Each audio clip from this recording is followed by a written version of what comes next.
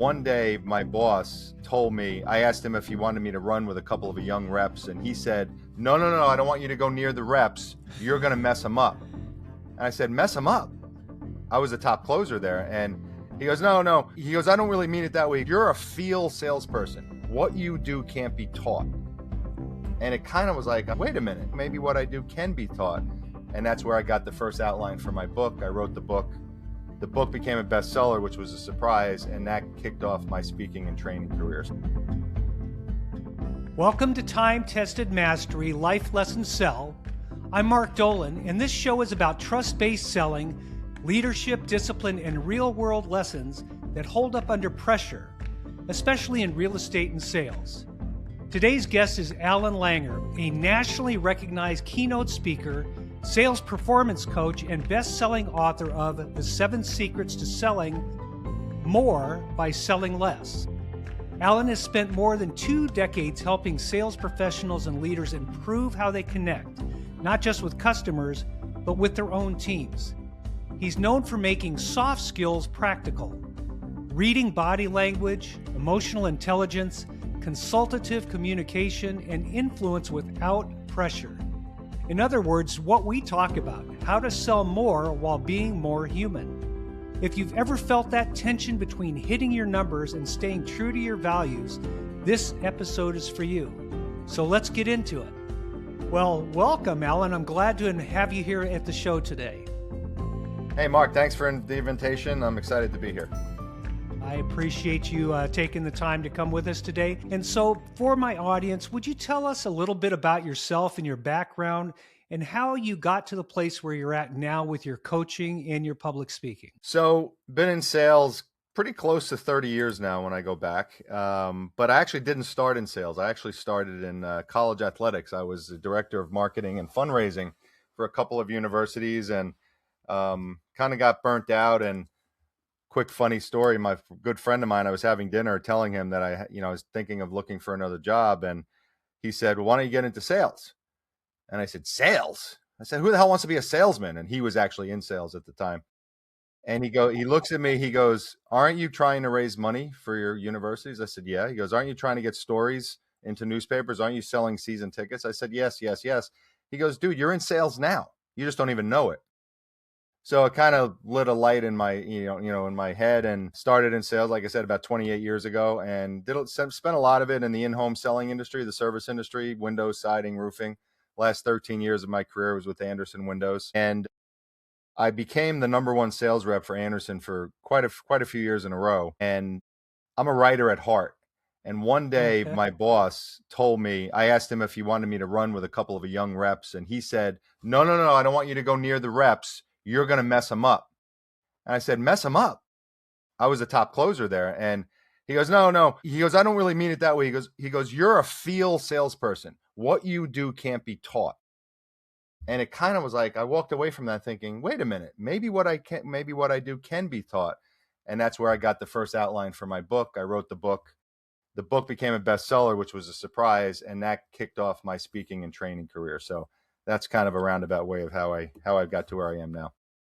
Yeah, I love to hear that, Allan. Most of the people that I talk to that are in the real estate business, I always ask them the question. I said, did you grow up thinking that you wanted to be in sales or you wanted to be a real estate agent? And almost nobody ever does.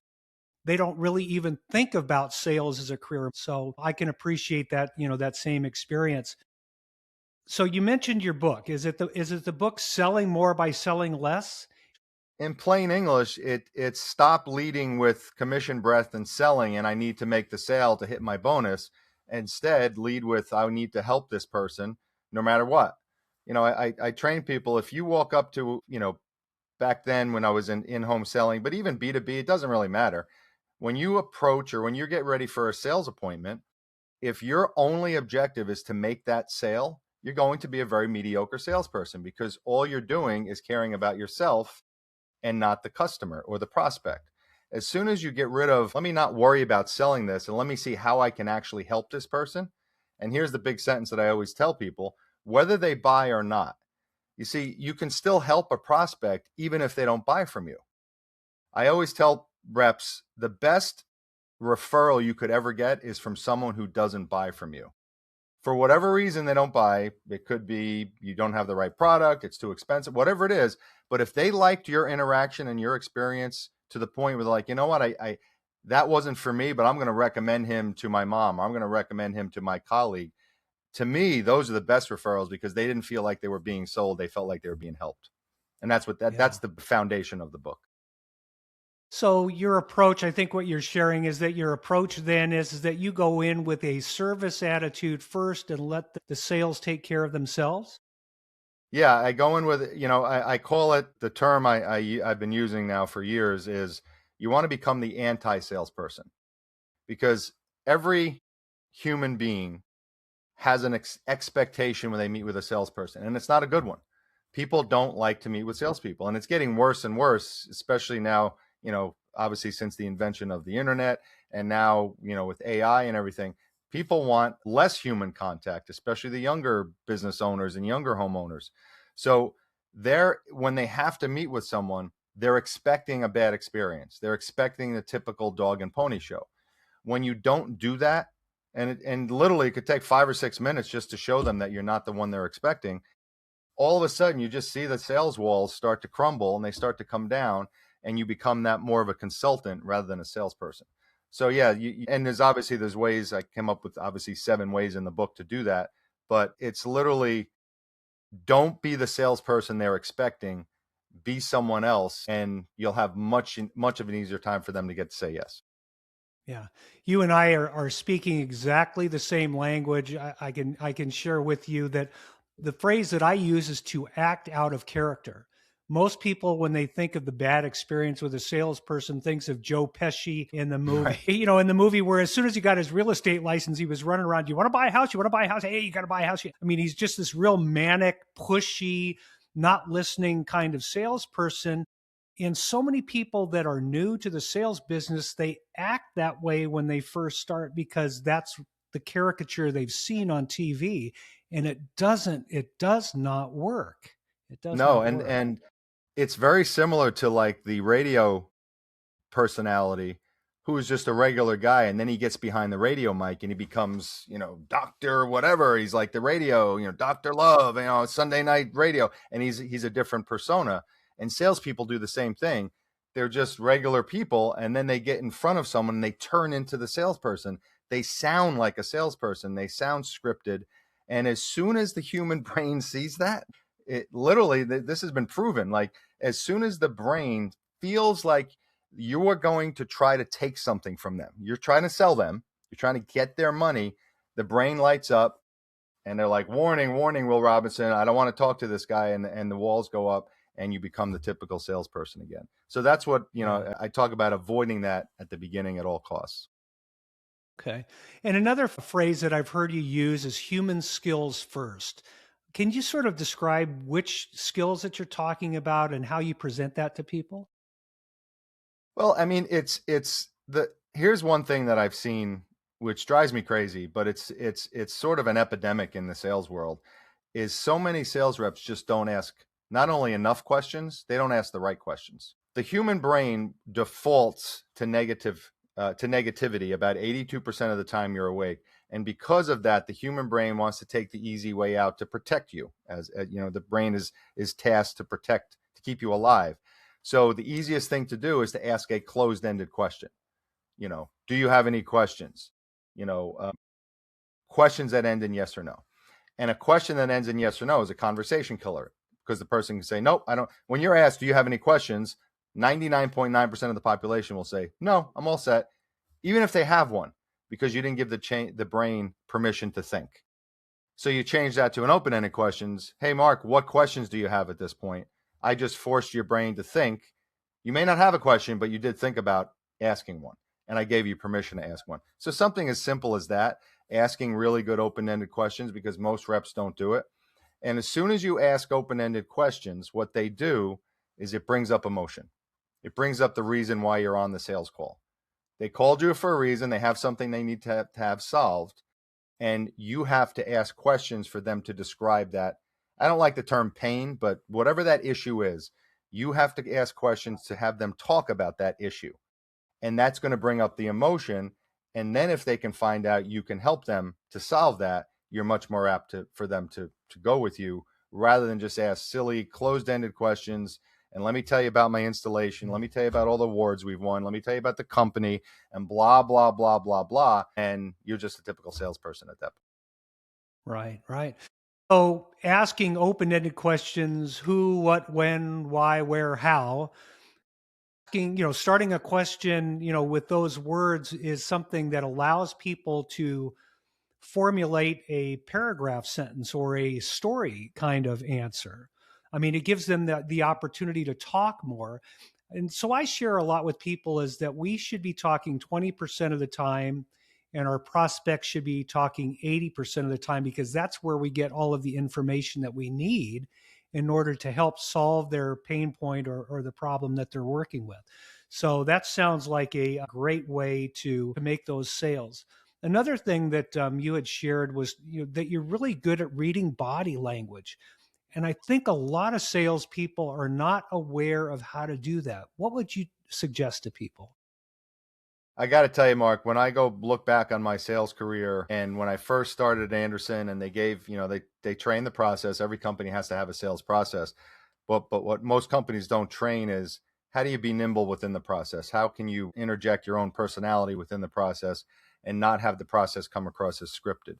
So once I started looking at different ways on how the brain works and emotion and all that stuff, I stumbled across body language. I'm like, I would think body language is important because it's not trained. You can look at every sales process under the sun. No one ever mentions nonverbal communication. So I started doing all my own research about it. And once I started paying attention, my sales went up. And I started saying, wow. And then there were actually specific times where something happened. Like I saw a body language cue and I did something about it and I saved the sale rather than it being a no sale. So that's when I realized this is really powerful. So I really dug into it. I did a whole chapter in my book about body language. But you're so right, Mark. The average salesperson never pays attention to body language or nonverbal cues because they're always thinking about what they have to say next. And that leads to not listening to the prospect. So you said it before, the best salespeople talk less and listen more. Most salespeople talk more and listen less. And when you're talking, you're not paying attention to nonverbal signals. You're not like, if I'm talking, I'll give you an example. Let's say you're selling something technical, okay? And you're talking about the technical stuff of the product. Well, maybe the person could care less about the technical stuff. They just want it to solve their problem. But you got to spend, the script says you got to spend 20 minutes talking about the gigawatts and the zip numbers of all, whatever it is of the widget. And the person goes like this, glances at their watch, microsecond, like literally a micro expression. If you keep talking as a salesperson, you literally just lost that sale because they're not paying attention to you. But imagine if you did this. Yeah, I'm telling you all about the technical aspects, and you glance at your watch, and I say, you know what, Mark? Let me pause here for a minute. It looks like you don't really care about the technical aspects of that product. Is that true? And you're going to appreciate me saying that. You're going to go, yeah, you're right. I don't really care. Yeah. And then I simply say, tell me what you want to hear. And then you will. And then you just told me how to sell you. And it's so simple. And reps don't do it. They just keep talking and talking and talking. I've been on so many appointments and ride-alongs with salespeople. I want to kick them under the table because they missed something. Like the guy just scratched his nose or did this or whatever it is, and you don't address it, you just lost the sale. So it's hugely important. Everyone that's listening, get yourself a body language book, study it. Even a little bit more than you're doing now will help for sure. Yeah. I love, you answered the question that I was going to ask you next, because you mentioned that you have them in your book. And I was going to say, give us just one example of it. And you did. So you gave us that. And for those people that are listening that haven't studied body language, one of the easiest ways to build rapport with people that I have learned is the mirror and matching. If somebody is crossing their arms, and sitting back, is that maybe you want to have your conversation to make them feel comfortable. If they're talking with their hands, do the same thing. If they're smiling, do the same thing, because people want to be around people that are just like them. And when you don't know them well, the easiest way to make that connection is to start mimicking their, not in a bad way mimicking, but mimicking their body language. So you're matching it until you get into a good flow of conversation and build rapport. Yeah, it's actually that would be like for me that's second level. So like there's body language 101, which is simply paying attention and understanding nonverbal cues. And then when you get very comfortable with that, then I would suggest going into the mirroring, because what I've seen happen is if you try to do everything at once, you kind of look you kind of look like you're trying, and then you really get all messed up because I'm like, oh, I'm crossing my arms, but I'm not paying attention to what he's doing, and you kind of get messed up. So I would say Joe Navarro has a couple of really good books. He's a former FBI agent, and his books were very helpful to me because there's so many little micro expressions that people can make that will tell you how they're feeling about what you're saying. And when you see them, and then I go to Chris Voss, who wrote Never Split the Difference. He has a concept in there called labeling. So when you see something happen, you label it and you address it, just like I did there. Let me pause there for a minute, Mark. It seems like you don't, and then you just finish the sentence, and the person automatically is snapped back into the conversation. They feel heard, they feel understood, and then you can literally ask them, "What do you want to hear?" And they'll tell you exactly what they want to hear. Awesome. I love that. Another point that you write about and you talk about is the difference between persuasion and manipulation. Mm. Can you go a little bit into that? Yeah, there's one of my favorite books, and the book that had a lot of effect on me was Influence by Robert Cialdini, who now has this whole center called the Center of Influence. And he came up with what he called 7 pillars of influence. And basically, it's how the brain works. So the brain is affected by certain things or persuaded by certain things. So, for example, scarcity, social proof, things that every human brain is affected by. But you want to use that in a way where it's not manipulative, where you're trying to trick somebody. But if I say to you, like, let's say I went to your house to sell windows and you live in a Center Hall Colonial, and I simply said to you, hey, Mark, I've done 3 Center Hall Colonials this month alone, and they all did new bay windows. Well, now you're going to feel a little better because I've done work in a house like yours and you have a bay window, and you might want to change that.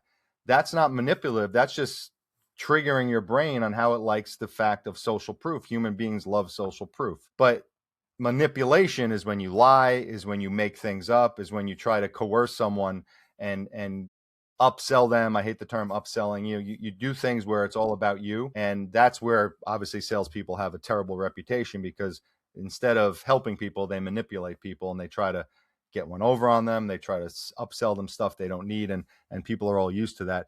Everyone always has a story on someone that's ripped them off. And that's what they're afraid of. So that's manipulation. You want to be helpful and not manipulative. Really enjoying the things that you're sharing, because so many people don't realize that sales is a really wonderful business. In order to be successful in sales, you have all of these life skills that are important to have a meaningful life, the ability to listen more than you speak, to delay gratification, to offer to be of help to other people. And you're talking about the science here of human behavior and human nature in a way that creates influence. It creates influence. When you treat people well, it creates influence. And one of the things I like to share with people is that I've never sold. Well, once I learned the skills, I made the decision that I was not going to use my skills to manipulate people. I've never sold somebody something they didn't want. I only used the skills in order to help them understand what was possible and what they did want. So talk a little bit about the ethics of using the skills that you teach. Yeah, I mean, I kind of live by 2 things. What's the right thing to do, and what's my legacy going to be? I talk about this in some of my keynotes that I give.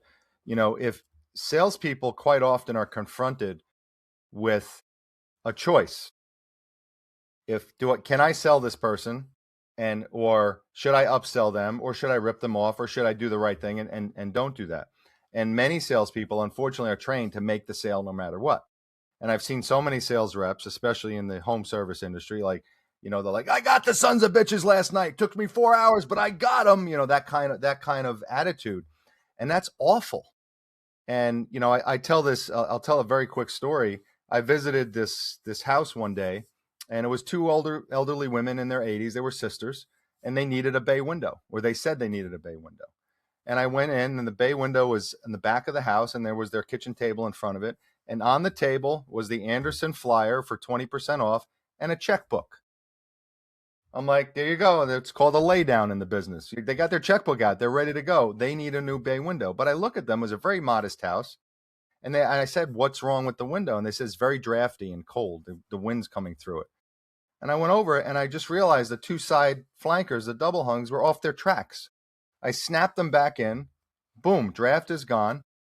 And I said, ladies, you don't need a bay window. And they were floored. Like, what do you mean we don't need a bay window? I'm like, to be honest, why don't you let the next homeowner worry about a new bay window? You guys spend your money on a nice dinner. Don't worry about a new bay window. This is going to be fine.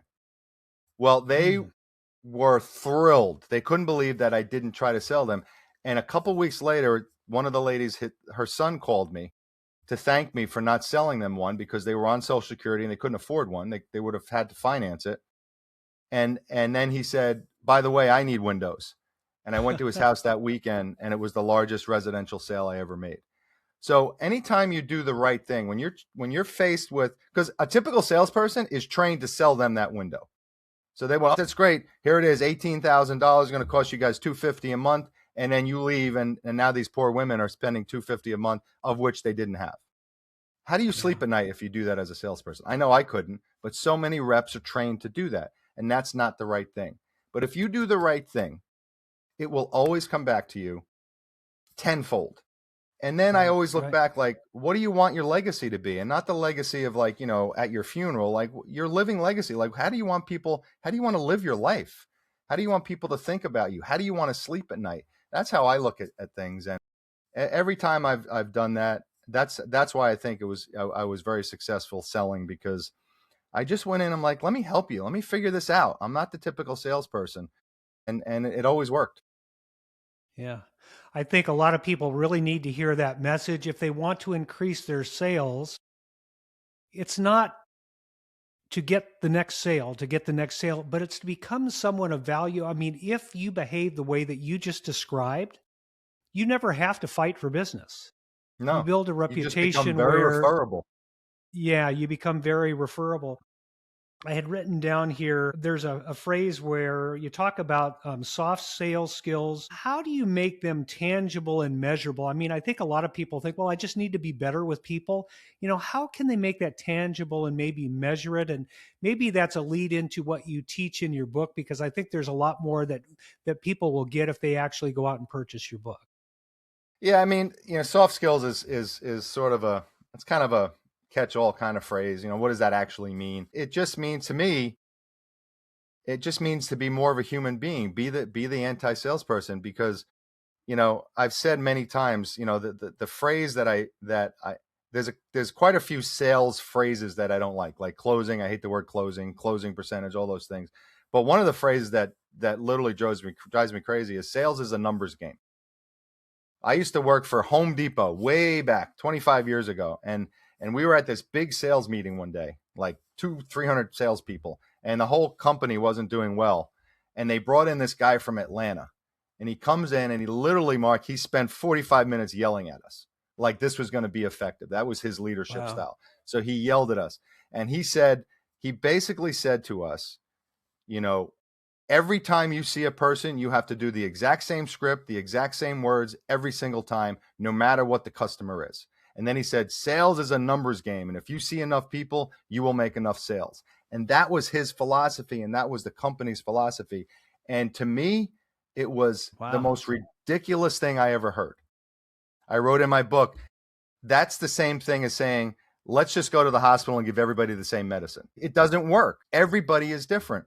So sales is not a numbers game. Sales is a human game. And I love saying that because it makes reps wake up, because they are trained. I just got to keep running more appointments, I'll make more sales. And it's not about that. You actually, if you run less appointments, but concentrate more on each one of those, you'll sell more. And I'm living proof of that. I did that one year. I ran 30% less appointments, and I actually sold more than I did the previous year when I ran 100 more appointments. So it's not about the quantity. It's about the quality, obviously the quality of the prospect, but it's about how you you handle that interaction and make it a human interaction, not a sales interaction. Yeah, yeah. Well, I mean, how long ago was that sales training that you went through that was that bad? I mean, It was, I'm I curious think, I whether would was think that probably 30 years ago or 2008, somewhere around there. It was terrible. It was, I never forget it. I still remember like vividly. He was up there yeah, screaming at us, and he said, "You got to tell everyone the same exact words every single time." It was that is ludicrous. yeah. Yeah, and and I would have to say that, I have used that phrase that you don't like, that, saying that sales is a numbers game. And I don't say that because I want to treat people like a number. In fact, I want to treat people like the opposite, more like what you're talking about. But what I realize is that when I'm out prospecting or talking with people, it's really more of sorting. It's not about convincing. It's not about coercing them. It is about sifting their need. It's really more of a sifting kind of a process. And some people are going to be no's, and that's okay. That's actually Yeah. sort of a good thing. Yeah, and Okay. and I think that the genesis behind it is just keep, as many appointments as you can, as many phone calls, as many cold calls as you can. Just keep doing it, because you'll eventually, you know, get some yeses. And yes, Yeah. that is true. There's nothing that's not true, but I just think there's a better way to do it. Like, instead of, for example, going down the cold calling route, I'd rather connect with a bunch of people on LinkedIn and then contact them, because then it's a warm call rather than just blindly contact 100 people just to get maybe one Right. appointment. So there's different ways to do it. But if your mindset is, let me just, blitzkrieg all these phone calls and see as many people as I can, you're gonna burn out, number one, and you're gonna feel terrible because you're gonna get all these no's. Put yourself in a position where to get more yeses, and just be different than what they're expecting. Perfect. So I started 40 years ago and people talked about sales scripts. And over the years, I found a lot of people absolutely hate sales scripts. And to a certain extent, I agree that a script is not, it's not going to work because we may know our script verbatim, but our clients don't know their part. And so Yes, it's a really poor conversation when you're following your script and they're going off into their own needs and you're not paying attention. So I think of the exactly. sales process as a process, and I have a roadmap of information that I need in order to help them. And so when I think of a sales script, I think of, I'm going down this road, going through one door after another, and they may take me this way. And I go over there with them and I help them with that. And then I bring them back and then we'll find out, well, what's behind this door over here? And they may take me this way. And so it's really a collaborative thing. Um, the last question that I wanted to ask you, and I'm hoping that everybody goes out and purchases the book and learns a lot of the information that you're sharing, but you work with salespeople all the time. 3 things that you think are the most common mistakes that salespeople are making today that they need to stop doing immediately. Hmm. The number one, well, I already mentioned number one, but I'll mention again, is they're not asking enough open-ended questions. That's number one. They're just not. They're asking way too many closed-ended questions. Number two, I see this all the time, is stop selling so fast. Most reps will get in front of a prospect, they'll do the small talk. And by the way, if you do small talk the way every other salesperson does small talk, you're going to put yourself in the category, I'm just another salesperson, but there's small talk. And then the prospect will say, okay, I need help with my widget. It's not working. So instead of asking a question, they'll say, well, great. Well, we have 4 different widgets to sell you. One's red, one's green, one's yellow, one's orange. This one does this one does that. And oh, you got to see the awards we've won on this one. And the installation crew, oh my God, they're the best crew. So they just keep selling. Yeah. They just immediately start selling rather than asking questions. And it's so prevalent, like all the time. Like every sales rep just dives, they're in the starting blocks and they're ready to go. As soon as they hear that problem, boom, they start selling. So that would be the top 2, is not asking enough open-ended questions and selling too fast. Because here, can I give you a quick story that I use in quite a few of my trainings about this? Sure. Yeah. So let's say you have a problem with your roof, Mark, okay? So I'm a typical roofing salesman. I come over to your house. I say, Mark, how you doing? I'm Allan from ABC Roofing. How can I help you? And you tell me, the roof, Allan, is leaking in my garage. I'm like, wow, I'm a typical roofing salesman. Wow, well, let me show you my shingles, Mark. I've got 3-tab, I've got architectural, I've got metal. They come in 17 different colors. Oh, wait till you see the underlayment. We don't use 3 feet, we use 4 feet. And our installers have won all these awards, and boom, boom, I'm selling, right? Typical roofing salesman. Right. Now let's go to the roofing salesman who read my book. Ready? Hey, Mark, how can I help you? And you say, Allan, the roof is leaking in my garage. Right. Really, Mark? Tell me more about that. So then you say, well, it's been leaking for 3 years. Wow, that's a long time, Mark. In what ways has that affected your life? I just asked 2 open-ended questions. You then say, well, to be honest, it's been leaking on my wife's Christmas decorations for 3 years. Now I just found the real problem. The fake problem is the leak. The real problem is it's ruining your wife's Christmas decorations. So then I'm not selling yet. Then I'm going to ask you kind of a funny question. Well, Mark, describe for me how Christmas has been for you for 3 years. You're going to chuckle. But in 3 questions, I just became the roofing salesman you want to do business with, and I didn't try to sell anything. You just described your pain. You described why I was there. I brought it out by asking 3 open-ended questions. And I did that in less than 5 minutes. But most reps do not do that. They don't stay with the, let me ask a question. Let me ask another question. Well, tell me why that's happening. You know, I would go into a house. My windows are old. Really? Tell me more about that. Well, I sit on my couch and there's a draft on the back of my neck. I just found the real problem. Not the windows are old. There's a draft on the back of his neck. Describe for me how watching, A Wheel of Fortune has been for you every night. Well, it's not fun because I have to put a blanket on. Boom. And the other guy's just trying to sell windows, or I'm talking about the problem. Yeah.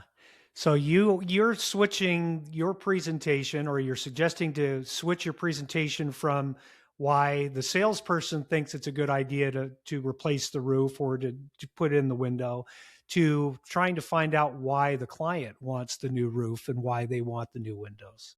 Yeah, because it's the real problem versus the fake problem. Because most times you'll be called, and whatever it is you sell, B2B, B2C, whatever it is, they're going to tell you the factual issue that's happening. So let's say you're an IT salesman and their computers are slow. So you get on the phone call, you get on the Zoom and they say, yeah, our computers are slow. We're looking for a new IT company. Typical salesperson, boom, let me tell you about my IT company. They're going to start selling. Instead of saying, well, how has the slowness affected your business? Well, we can't get the invoices out in time, and our money's is 3 weeks later than it should be. I just found the real problem. Not that the computers are slow, that is the problem, but what's the real reason why you called me? If the computers are being slow and it's not affecting anything, you wouldn't be calling me. So reps need to ask open-ended questions so they find the real problem, they find the emotion behind the reason why they're on the call, and then you can go from there. But if you don't do that, you're just a typical salesperson.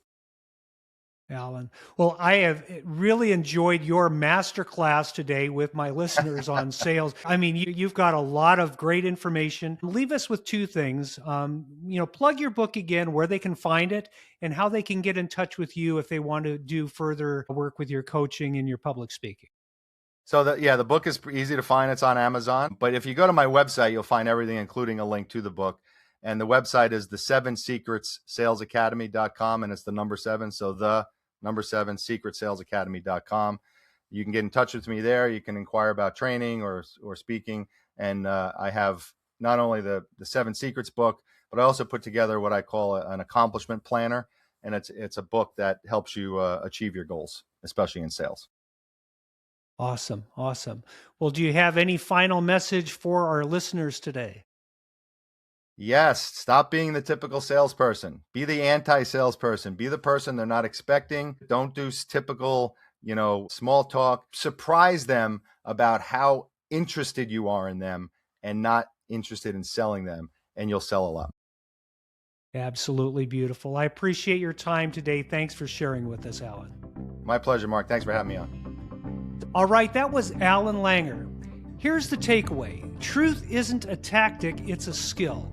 And the best salespeople aren't the best talkers. They're the best listeners. They know how to create emotional safety, ask better questions, and let the buyer feel respected and in control. If you got value from this, do 3 things real quick. Check the show notes to find out where to get a copy of Allan's book, Selling More by Selling Less, and other ways to connect with him. Then, follow or subscribe to Time-Tested Mastery Life Lessons Sell. Then share this episode with an agent, salesperson, or friend who's tired of pressure-based selling. And if you want more trust-based mastery training, connect with me at timetestedmastery.com. Thanks for listening. Again, I'm Mark Dolan. See you next time.